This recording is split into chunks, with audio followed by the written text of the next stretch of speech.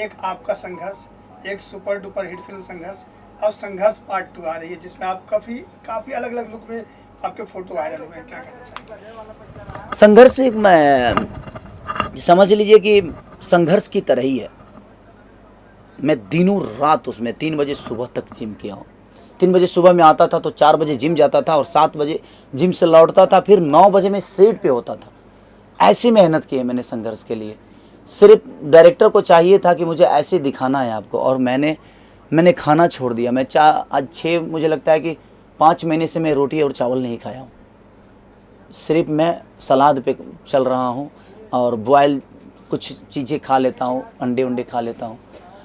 तो वो सारी चीज़ें चल रही है। मैं अभी अपने आप को मैं चाहता हूँ कि दुनिया से अलग अपने आप को दिखाऊं, और कोशिश है मेरी कि मैं थोड़ा सा अलग होके दिखाऊं।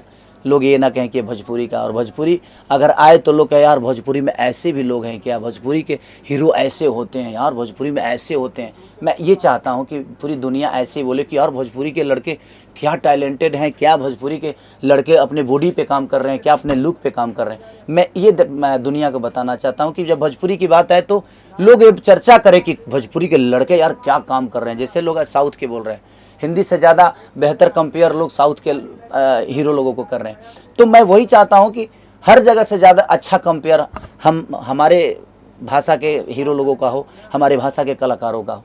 तो मेरी कोशिश है, उसी पे अपना काम कर रहा हूँ। संघर्ष के प्रोड्यूसर डायरेक्टर बस रत्नाकर भैया मेरे बड़े भाई हैं और बराग जी मेरे बड़े भाई हैं। सारे लोग जो भी उससे जुड़ा है सब लोग मेरे गार्जियन स्वरूप हैं, और वो जब भी कुछ करते हैं मेरे साथ तो वो अद्भुत करते हैं। Thank you so much. Bye.